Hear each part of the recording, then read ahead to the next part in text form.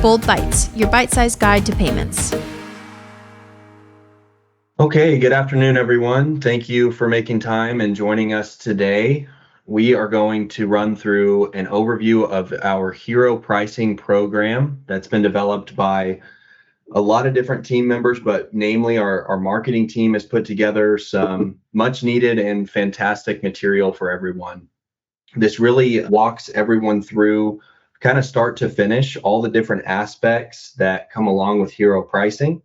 And overall, just so everyone's aware, hero for us means higher earning revenue options. So this covers everything from dual pricing to cash discount, compliant surcharging, and then what we call order processing fee. And we have myself, Dan Wilson, I'm the director of strategic growth here at Bold, and we have Stephanie Buckley, who is our risk and compliance manager, and Chris Venza, our VP of marketing. We're all going to speak to you a little bit today and then open up at the end for a few questions if anyone has those. So we're just going to do a quick run through of the agenda, and then we'll get into all the different topics we want to cover with you today. So what is hero? In a nutshell, hero pricing, like I said, it covers these 4 different programs, and what it really means at the end of the day for you all as our partners and for your merchants is it's a way to increase revenue, increase residuals, cut cost for the merchants. And it's really important when we look at doing this. Obviously, most of you know that compliance today is a little bit different than it used to be, and it tends to change over time, right? There's a lot of curveballs that get thrown our way that we want to pay attention to. And Visa, namely, has cracked down in a lot of areas over the last couple of years. So that's a huge key factor whenever we look at converting a merchant or bringing on a net new merchant and applying these programs to our offerings as point of sale and payments experts and trying to be the trusted advisor in the relationship. We want to make sure that we cover the merchants from any sort of violations or risk of violation as much as possible, right? It's all about risk reduction. There's no guarantees when it comes to a lot of different things that touch payments, and risk is always a factor. But again, we want to make sure we give you the right guidance on how to implement these programs correctly. And obviously, being a channel, having a partner channel and supporting as many partners and having different conversations across many different verticals, we see a lot of trends, right? Positive, negative, and we pay attention to those.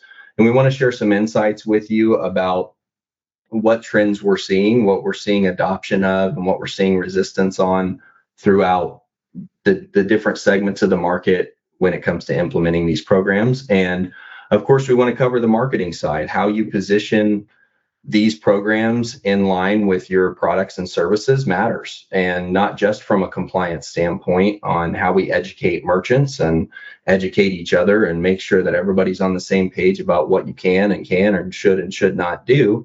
We want to make sure you know that there's resources available and that we're here and we have the teams and the experts in place to be able to help you all walk through these different topics and navigate the industry.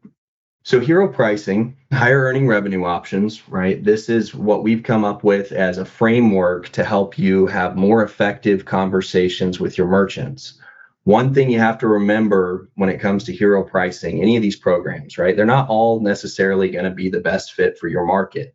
So we want to identify which one suits not only your merchants best, but your software, because some softwares are limited in what they can offer, right? It's not a one size fits all. It's a suite of different programs that are available. And ultimately, at the end of the day, it's about capturing more revenue and reducing cost for your merchants, because that's a win-win for everybody, right? And you have to keep in mind that if you're not implementing these programs, if you're not having these conversations with your merchants, someone else is, right? It's that typical, if you're not talking to your customer, if you're not keeping up with them, somebody else is. Someone else is going to be knocking on their door. If you're in the restaurant space, you already know that Toast and SkyTab and these other competitors, they're emailing, they're calling, they're on social media, right? Your merchants can't get online without seeing a Toast ad. What it feels like anyways, right? So Dual pricing, simply put, this is what we recommend you start with if possible, right? If your software supports it and the industry that you service or the verticals that you're targeting tolerate this, then we definitely recommend dual pricing because we feel like it's the safest option from a compliance standpoint. It covers all the bases. And the big difference and where a lot of confusion lies is between dual pricing and cash discounting, right? Because fundamentally they're the same thing. You're spending less as a consumer when you pay cash versus when you pay with a card. The fundamental difference, though, between the two is the presentation. It's the marketing piece. It's what the consumer sees whenever they decide to purchase something. So in a dual pricing environment, think of a retail store, right? You've got prices on the shelves of all the items. In a dual pricing environment, you're going to have one price for consumers that pay with a card, and you're going to have another price listed right next to it or right below it of what a consumer is going to pay with cash, right? And of course, the cash price is a little bit less than the card price. Whereas a cash discounting environment, you're just going to have one price on the shelf. You're going to have the higher price, or what we colloquially refer to as the card price. But if we're really going to get into the weeds, then it's your standard price, right? Your standard price is on the shelf, which is the higher of the two. And then consumers are going to pay less, right? But they're going to be given a discount versus giving the option between the two prices. And this really just comes down to consumer behavior. Consumers like choice, right? So that's where dual pricing really shines through as a little bit more transparent up front, because instead of seeing a price then getting a percentage discount, I pay this price or I pay this price, and I get to choose, right? And we know most consumers have already decided how they're going to pay for something before they walk in the door. I don't carry cash, right? I got away from it years ago. If I go into a gas station, a supermarket, a restaurant, I'm paying with a card. It's a decision I've already made. And if there's a surcharge in place or dual pricing or any of these programs, I'm just going to pay with my card regardless. And that's the majority of consumers. There are some niche markets where, this may not be as effective, right? We may need to look at a different program, but the vast majority of the market will tolerate dual pricing, cash discount very well. And then, of course, we have surcharging, compliant surcharging. I always try to say this is, where you're only applying a fee to the transaction on credit cards. You're not applying it for debit cards, and obviously you're not applying it for cash. An order processing fee is less common, but from a compliance standpoint, it's really simple. And this is where you apply a fixed percentage, a fee. So you're applying it at the end of the transaction versus giving a discount like you would in the first two.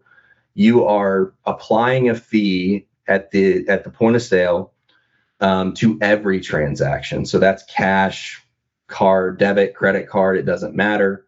You're applying a positive percentage to the sale. And to talk about the compliance side, I mentioned at the beginning, we have Stephanie Buckley, who is our risk and compliance manager. So I'm going to hand it over to her, and she's going to walk through some of the high level things to pay attention to and be aware of when it comes to compliance. Thank you, Dan. Yep. So as Dan mentioned, I have been basically waist deep in compliance enforcement for the last couple of years.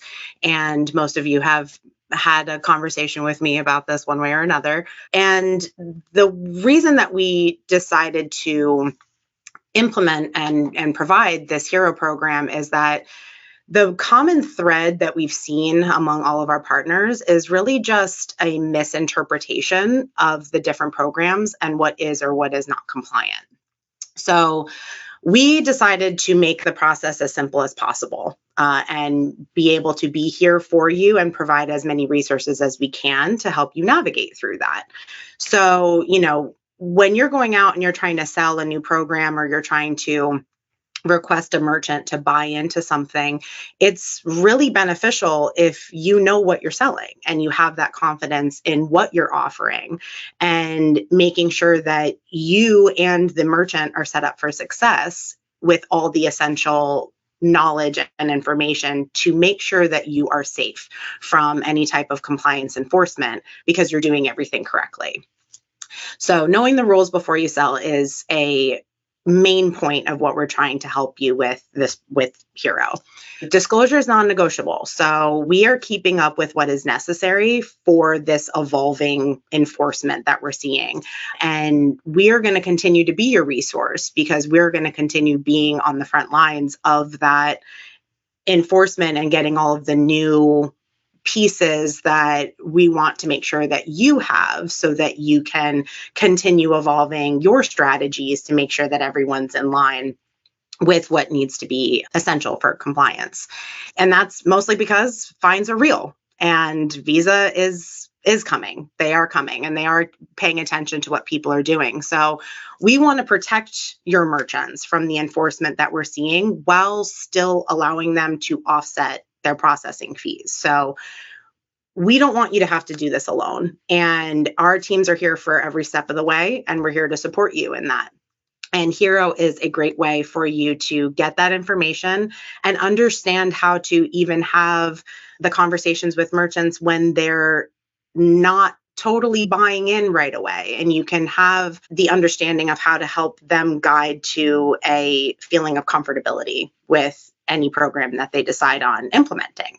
Awesome. Yeah. Thank you, Stephanie. Compliance is one of the biggest concerns when we have these conversations, which, I have these conversations every week with at least one of our partners and have been for a few years. And before that, I was merchant facing, right? I was selling point of sale and payments and started to have these conversations and learn about these programs myself. And it usually boils down to if you're not doing these programs today, right? Or you have a few, but the majority of your portfolio is not on some form of hero pricing.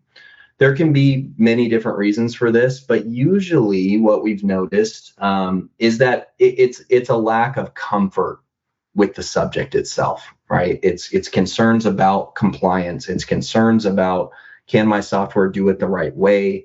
It's concerns about the objections that merchants are going to have, because make no mistake, they're going to have them, right? Doesn't matter which program you're trying to nudge them in the direction of, they're going to have some pushback and they're going to have concerns. And that's one of the most difficult parts of implementing this is just, where do I start? Okay, I've learned about dual pricing. I've learned about cash discount. Now, how do I go have that conversation with the merchant? And just like when you're learning about a new system or a new software that fits your market, that you're excited to talk to people about, it can be exciting to learn about these programs, especially when we get into the revenue and residual piece we'll talk about here in a minute. But when you're doing that, presenting your software or having these conversations, you really do have to be well-rounded. You do need to be somewhat of an expert, because it's one thing to kind of understand the value and the fundamentals yourself. It's a whole nother thing to go and teach that to a merchant or teach that to a group of individuals who are making the buying decision. And again, just want to reiterate, that's part of the reason that we're here today, is to inform you guys, give you a high-level overview, but also to let you know that we have the resources, the teams, and the expertise to teach you, to teach your teams, and to help you handle those objections in real time, and even help you strategize on how you pair your products and services with these programs so that you can ultimately be more competitive in the market. Obviously, we want to increase residuals, return on investment, all of those things. But at the end of the day, we want to make sure that your products and services, the way your go-to-market strategy is aligned with these programs, because there is a lot more value you can provide, and it does make you more competitive in the market. And the best way to do this, once you have the fundamentals down, right, start with a question. We're not encouraging anybody to walk in and beat merchants over the head about these programs, right? But you do need to have the conversations. Merchants need to know that they have the options, not just that these programs exist, but they have the option to implement them with you. Because again, like I said at the beginning, and I'll say it again, if you are not having these conversations with your merchants, someone else is. Someone else is going to be in there, whether it's a friend, another business owner, a competitor for sure, is going to be having these conversations, right? So one example we have here is, have you heard about dual pricing or cash discounting? You can even go as far as, have you heard about hero pricing? Probably not, right? That's our marketing term, but it's a good way to intro the conversation and get them to say, what is that? Well, let me tell you about it, right? And you're probably going to have an idea before you even start that conversation, which direction you would steer them. Hey, we think this would be really good for you, or what we see in our market. We know this program is popular. We know this one isn't, because merchants don't want to be the guinea pig. They don't want to be the first one, right? So obviously, there's a lot of different ways to pitch this. A good time to have these conversations anywhere in the sales cycle where you're talking about pricing. If you're talking about credit card, merchant services pricing, if you're obtaining, which most of the time you're going to obtain a current statement if they're an active business, right? You're going to do a statement analysis. We're going to figure out what they're paying today, and go over that with them and present whatever proposal you have. That's a really good time to say, hey, I could match your rate. If they're on pass-through interchange plus pricing, we could match your rate, but you're still going to be paying fees, right? And dual pricing and cash discounting, especially, one of the value props for the merchant is that they can effectively limit or eliminate their processing fees, right? If they're paying $1,000, $2,000 a month in fees, we can effectively eliminate that when we implement the program correctly, right? It requires them to raise their prices a little bit. If you're going to put them on a 4% cash discounting model, their pricing has to go up by 4%. And some of them, again, we talked about objections, right? They will typically look at you sideways and say, why would I raise my prices? It's hard enough, right? In this economy, just to keep people coming in the door, and that's the thing is about these kinds of objections is they always exist. It doesn't matter how good the economy is. It doesn't matter how bad it is. Merchants are always going to object to what they feel like are arbitrary price increases, right? This gets more prominent in restaurants and bars that have a lot of regulars, but this can happen in retail shops too. Supermarkets are extremely competitive, right? Because you're going in there to buy necessities. It's not someplace you go and typically spend your disposable income like a restaurant would be. So there's a lot of different ways to position and to pitch this. And one thing I learned a long time ago that I always encourage when you're talking about these pricing options, right? Yeah, we can do pass-through pricing, but we have some partners who've shifted completely away from the pass-through pricing model.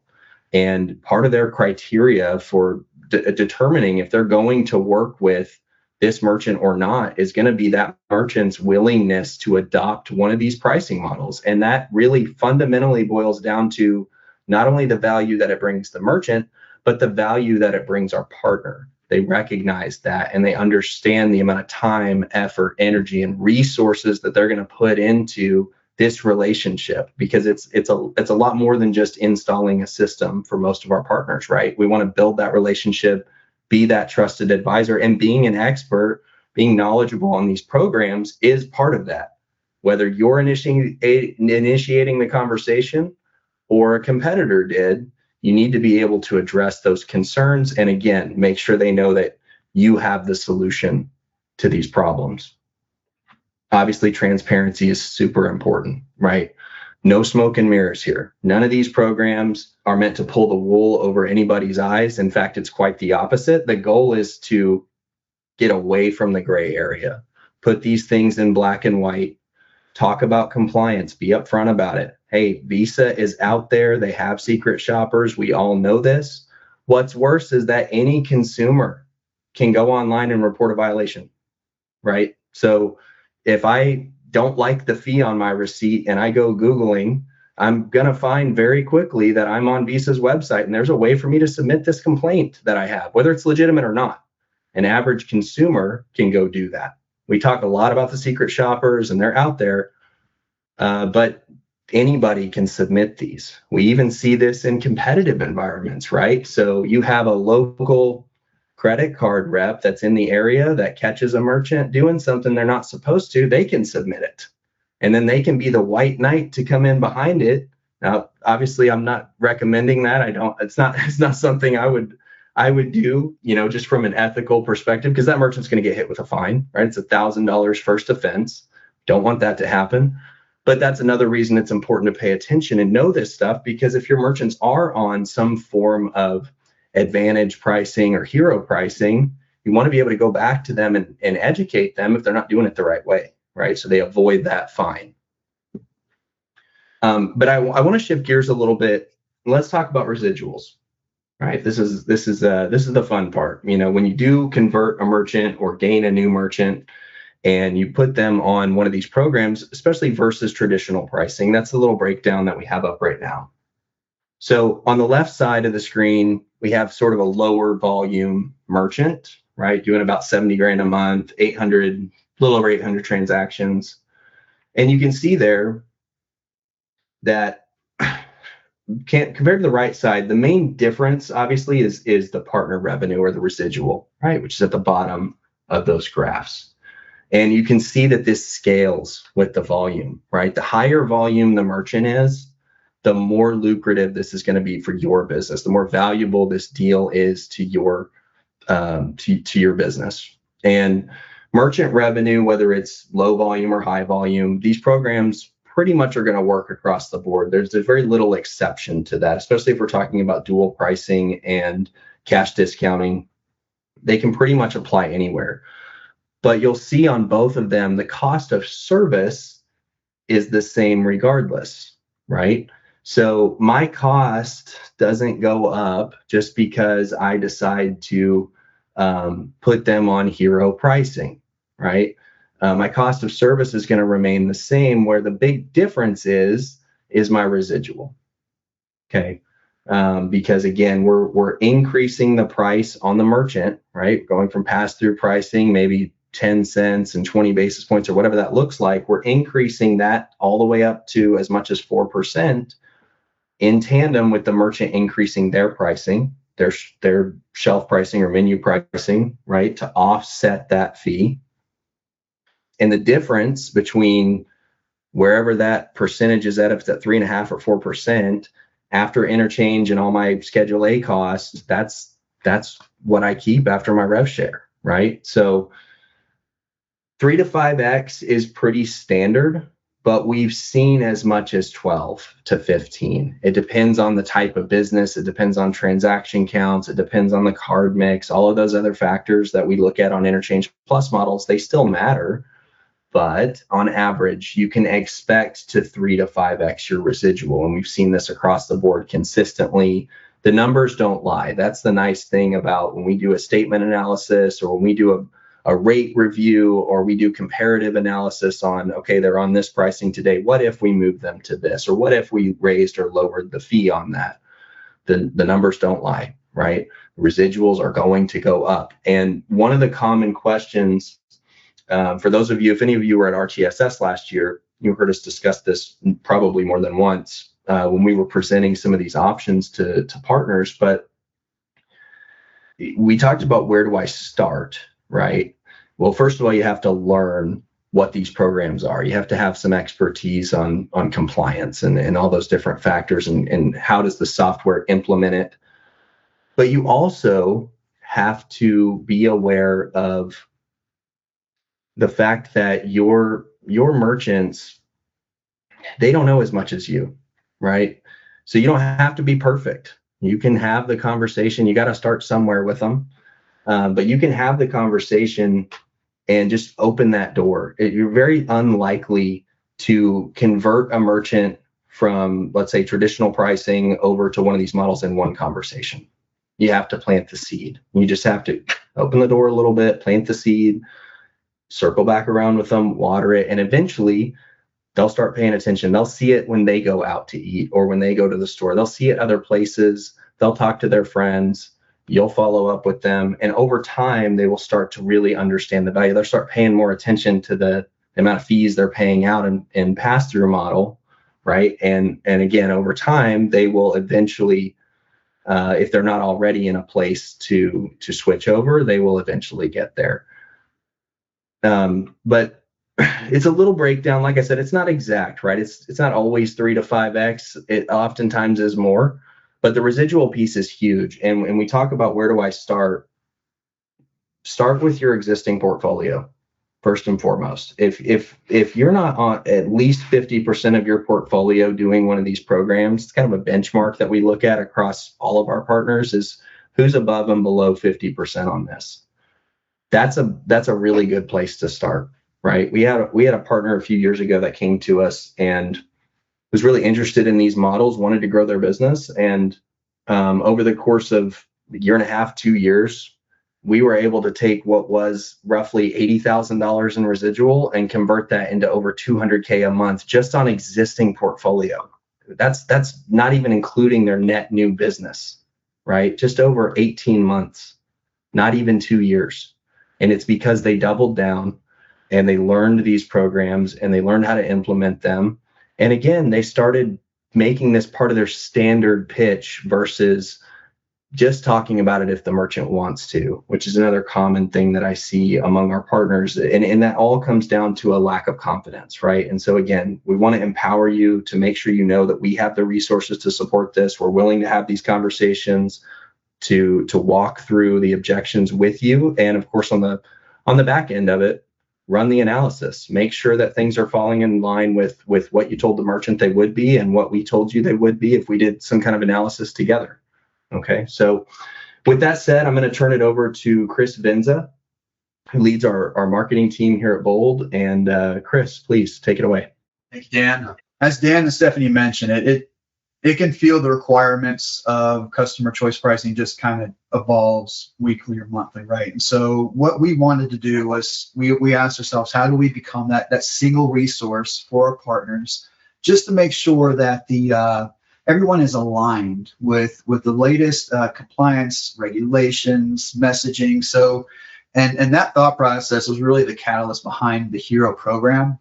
And there are a few goals within the Hero program that we really wanted to provide our partners. And that was, how do we help our partners promote either wherever you're at, dual pricing, cash discounting, surcharge, OPF?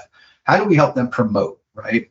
How do we help them explain? How do we help them or assist them with handling objections from merchants? What are those talking points? That was another big piece we wanted. And I'm going to cover just some of the material we have for you guys here shortly that helps you understand just Hero within itself, the messaging, the objections, and the marketing. So another big piece was, how do we assist our partners with training merchants? That's a big piece to this, right? This program, it's difficult to be successful if you don't have the merchant buy-in. And to get merchant buy-in, they have to be educated. They have to understand what the program is.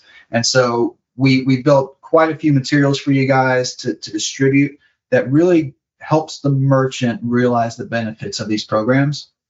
And then how do we help them stay in front of any possible issues with resources available, whether it's our risk team that Stephanie runs, or additional, staying up to date with how each state might handle their regulations. All that is kind of compiled into one resource for you guys that we're going to keep updated regularly for you and distributed regularly. So so jumping into the first piece that I wanted to cover, it is the partner pricing strategy guide. This is something that we're very proud of. It's a very extensive toolkit for you guys. These are just some of the high level topics that are included in this, but it really covers the different strategies and ideal merchants for each of these strategies, how to price these type of strategies to merchants, what are the legality and compliances, and like I mentioned, by state, because that's very important. New York might have different rules than Georgia or California. So those are all covered in this document. We have handling the violations and risks. What are the best steps, the approaches? If somebody does get a secret shopper and they're reached out to, let's say by Visa, what steps should you follow? So that is documented here. We have the merchant requirements. So depending on which program they're on, what signage should they be displayed? How should their POS handle the pricing? And then what are some receipt and menu guidances that these merchants, as well as our partners, should know? Like I said, this document has been months in the making. It is something that we do plan to probably monthly keep this updated as regulations change or as messaging might change. It might even be a good resource if you guys are running, let's say, an AI LLM, just to train that LLM to make sure your team is aligned with all the correct messaging and everything. So, and if anybody's interested in receiving this, I would recommend reaching out to Dan's team because I would love for them to at least walk you guys through this document. Marketing can be available to answer any questions. But that is something that we can make available for you guys today, and then start you on the process to understanding more about this. So, and then the next slide is some of the marketing resources along with that pricing guide. We've also, again, available today, we have some merchant-facing presentations available for you. These can be co-branded. We can massage and adjust the messaging for you and assist you with that. But these cover all the talking points that you and your merchants want to discuss, which is understanding what hero pricing is, or let's say dual pricing versus cash discounting, the benefits, the right scenarios for each, choosing those right strategies. It covers a little bit on staying compliant, as well as the revenue aspect of it. So that presentation is available, and then we have some custom co-branded postcards that we can put together for you guys. This is just what's on screen now is just a generic postcard with some copy on the front and back. But I wanted to just use this as an example as, we can get your logos on this postcard. We can provide you with some postcards as well, get them shipped to your office, have your call to action on it. At least we want to get you guys started. But we know every partner is different. There might be some changing in the messaging that we can work with you guys on. If you might want to maybe have a different voice on one side versus the other. So all these we would consider customizable for you. So anything that you guys want branded for yourself or changed in the messaging, we would love to talk to you guys and see how we can help assist you. So some other resources we have on the next slide. These are resources for you to provide to your merchants. So this is almost like a starter kit for them. It has a complete program overview. And this is more, again, speaking to the merchant in terms of what hero pricing or dual pricing cash discounting is, best practices for them, really the training guidance that they need in order to just remain compliant, making sure all their staff is aligned with messaging, because again, we need consistency within those merchants on how to speak to this type of program. And so that's one goal behind these documents. And rather than just one large program overview, which is available, we've also segmented these guides for you, where if you are going with just, let's say, a dual pricing as your message, we stripped out all the other pricing strategies like cash discounting, OPF, and surcharge. That way it doesn't open you up to having to answer more questions from merchants if maybe they see a program with less of a lift and when you're really going after dual pricing. So what we've done is we segmented those talking points by strategy. And then within those merchant programs, we give a lot of guidance on how to display the menus, how to display the pricing on the shelves. We also have signage available with window clings for you guys. So anybody interested in being a part of the Hero program, we can get you started with a pack of signs with compliant messaging for those merchants and window clings that are required by Visa regulations. So again, all that is available. Would love to talk to you guys. Anybody interested, we can work on getting your name on these documents, your brand, your messaging. So that is definitely available. And like I said, I mean, please reach out to Dan's team, schedule a call with anybody. We'll get somebody on the market team available, and we'll get everything rolling for you guys. So thank you. Awesome. Thank you, Chris. So as we look to conclude here, I just wanted to reiterate that our go-to-market team, which most of you are familiar with us as PRM at boldpay.io, or when you call in and press option 2, that gets you over to our side of things. We are here to help with this. So we can identify and discuss, if we need to bring in some other resources like Stephanie or Chris's team. We're more than happy to do that. So we want to make sure, again, that that we have your back on this. We want to go through and make sure we identify which program is the best fit for you and your market. But you're absolutely welcome to reach out to our teams and let us know if you want some specific copy of some of the materials that Chris gave you an overview of. Then let's talk about that. Let's facilitate it. And again, from a marketing perspective, if we need to co-brand some things or provide some signage and things like that, we have all those resources now. So Chris, Stephanie, thank you guys. Thank you. Thank you, guys. All right. Thank you, everyone. Take care. Bye-bye. Bold Bytes, your bite-sized guide to payments.